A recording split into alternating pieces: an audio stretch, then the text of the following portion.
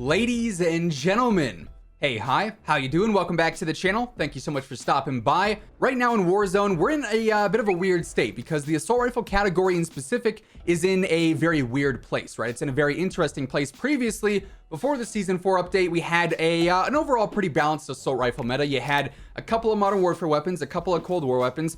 All were really good in certain areas. Some were good in like general areas, like for instance, the AMAX. Now though, the same can't really be said. There's a very clear dominance over the AR category. And today we're breaking down why that is, how that happens, and what is actually now the new best rifle, or what could be the new best rifle, because there's a lot of different weapons that are very, very good and very similar to one another, and it's kind of hard to just generally look at it and say, okay, that one's definitely the best. So today we're breaking all that down. If you enjoy the video at any point, or if you find it helpful, let me know by dropping a like on it. It would be seriously appreciated. And of course, if you're new to the channel, or if you haven't already subscribed, I am always covering everything going on in COD, news, updates, intel, loadouts. It's all right here. So feel free to subscribe. That way you can always stay up to date. So here we are on True Game Data, of course, the best place to break down, weapons whenever you want to view them, exactly how you want to view them with their specific builds. We've got a handful of rifles here. We've got the Cold War AK-47, the CR-56 AMAX, which we're trying to figure out what is the new 2.0 version of that, the C-58, the Farah, the Krig, and the Ram 7. These to me are the best rifles we currently have. The XM4 is also up there, but in my opinion, the XM4 is much better as a close range rifle and not so much as a longer range rifle, although it's pretty good in that regard too. But overall, I feel like these are the main standouts. And as you guys can see, we've got two attachments on all of them, a muzzle and a barrel. That's really all that matters when it comes to what's going to give it better velocity and better range. So we have the most optimal setup for these weapons here. The Cold War AK-47's got the GRU suppressor and the RPK barrel. The AMAX, of course, has the monolithic suppressor and the Zodiac barrel. And then also we have the basic Cold War setups, Agency and Task Force, Agency and RPK, Agency and Mil-Spec. So this is basically the best suppressor with the longest barrel, or the last barrel in most cases. And obviously for the Ram, the monolithic and the Rangers. So you're getting the same pros out of all of these, with the exception of the various pros that the Cold War barrels have over things like the Zodiac and the Ranger. They offer a bit more. But for the most part, these are the best ranged options for attachments on rifles. And when we look at the TTKs here, you notice there's quite a few differences. First off, we got the Cold War AK-47, which just absolutely fries up until 37 meters. Then it drops off to be a bit more competitive for a bit, and then it stays being absolutely insane over range. And this is just to the chest, of course, so it'll be different for each part of the body. But to the chest specifically, the Cold War AK-47 is significantly better, right? Like, it's not even close. You also have the C-58 here, the tier line, which is very, very good up close, again to 37 meters. Then it drops off and it's a bit more competitive with some of the others. It's not as good as the AK-47, but it's for the most part the second best there across most ranges. There you see the lighter blue one here. The Krig actually has that second damage drop off, which the AK and the C-58 do not have. And that makes the TTK past 56 meters really not all that good. So the Krig is definitely not a great range rifle if you're hitting chest shots. And then you have the Ram 7 and the AMAX, which are pretty similar. The AMAX drops off at 36 meters, the Ram drops off at 42 meters, and their TTK is pretty close to one another once that drop off happens. Then you also have the Farah, which is sort of medium ground all around. It definitely up close is not the fastest killing rifle. There's multiple that are faster than it. Then at a range, it's just in the middle of the pack, and it sort of falls in line with the Modern Warfare rifles, the Ram and the AMAX, after you get to, 80 meters, 100 meters. So the Farah right now, at least of the time that I'm recording this, is everyone's favorite rifle. But statistically, at least to the chest, it's really not all that good. But you also have to factor in recoil, mobility, all that stuff. And we'll look at some of that here in a bit. But of course, you can't just look at chest shots. It's a bit too specific. You look at headshots, and suddenly the Ram up close is very, very impressive. It's faster than the AMAX, and it's faster than the Cold War AK-47. But you'll notice two weapons here don't have any drop-offs: the AK-47 and the C-58.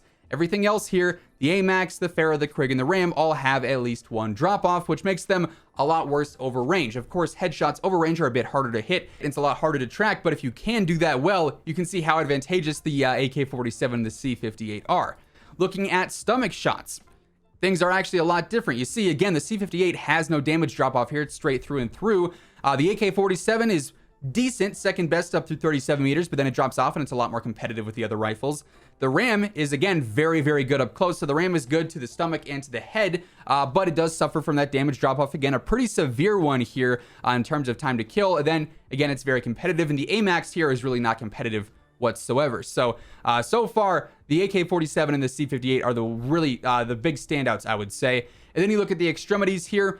overall, it's pretty balanced. The RAM, once again, is very good initially up through the first 42 meters. It drops off again, and it's more competitive with both the Farah and then also the Cold War AK-47. This is the first time the Farah has really been a big standout in terms of longer range TTK, but that's only to the extremities. You also have the C58, which does have a damage drop off here, just one at 37 meters. It drops off quite a bit, and then it's the fourth best at range. The AMAX, again, really not all that competitive, and the Krig is especially bad to extremities as well. So between all these, it's a very clear, pattern here. The C58 and the Cold War AK-47 are the most consistent through and through, especially because they don't suffer from huge damage drop-offs. To the chest, they obviously each have that initial one, but after that, they're very, very good into the other areas like we just looked at. They're very consistent.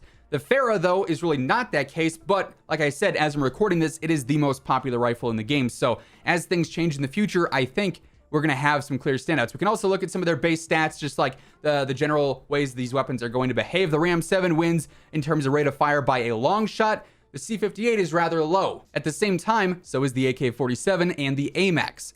And that's something that's incredibly particular about the AMAX meta, is because typically lower fire rate weapons don't have a huge spot in the meta because they are a bit more unforgiving, but these three don't really have that problem despite the lower fire rates because their power makes up with everything going on there. As far as the range modifiers go, it's all pretty much the same here. ADS times, you'll notice that it's relatively similar with the exception of the Farah and the AMAX, which are a lot slower. It makes the AK-47 and the C58, and especially the Krig and the Ram, a lot more appealing in that. But at the same time, it's only like a 20-30 millisecond difference there. So it's not crazy, but they are going to be a bit faster. You have the sprint to fire times, which are actually the exact same all the way across. Same deal with the tactical sprint to fire times.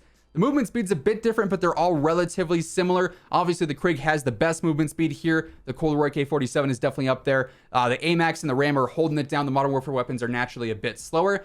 The ADS movement speed, though, those are a bit faster. 2.4 and 2.08 is relatively fast for a rifle, whereas the AK-47, the C58, and the Farah are a bit slower. And then the last thing we're looking at here that's really important is the bullet velocity, and you can see the Ram is especially good, and everything else is pretty similar. The AMAX is on the lower end of things, which again makes the 47 from Cold War and the C58 even more appealing. And because we just looked at the time to kills compared to one another, to me, the AMAX 2.0 is a very close toss-up between the AK-47 and the C58.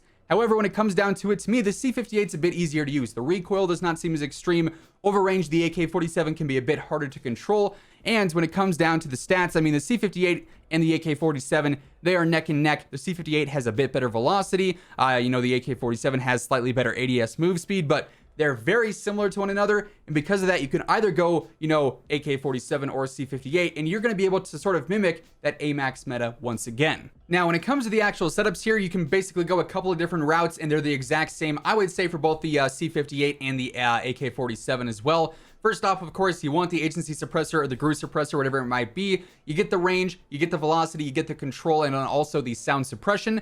The task force barrel or the final barrel is the best case, I would say, for Cold War rifles if you're going for range, because you get, again, the range, you get the velocity, and you also get some recoil help as well. Of course, you're going to be a bit slower, which is why things like Ranger and Takedown could also work, but ultimately, I feel like Task Force is the best bet. The 3x optic I really like because it's very similar to the T-pose reticle from Modern Warfare, so I go with that. That's all personal preference, though. Then, of course, you want a larger magazine, 55 round on the C58 here. Then finally, you got one attachment left. You can go a couple of different routes, like I said. I like the airborne elastic wrap. You get that ADS time, so that's a bit of a help out with the mobility. You could also go for something like the Raider stock if you wanted to, or if you need a little bit more control, go for the Field Agent grip here. It's again going to help out with the horizontal and the vertical control, so that's going to just make you even more accurate. Not a bad choice there whatsoever. So sort of depends on what you want there. If you want better mobility with a stock, better ADS time, or better control, make that fifth and final attachment count for your playstyle. And then when it comes to the AK-47, it's pretty much the same deal. GRU suppressor again, the RPK barrel, which is the last one, so you're getting the same pros and cons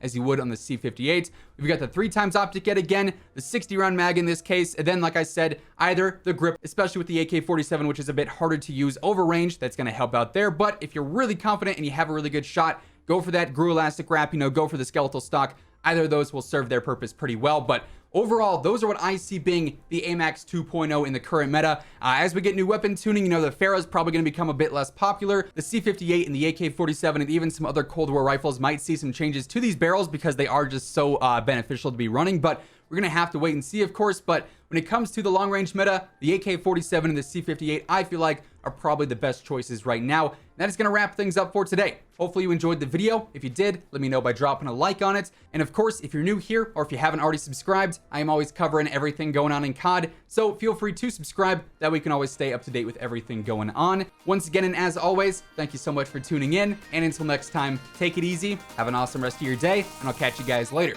Peace out.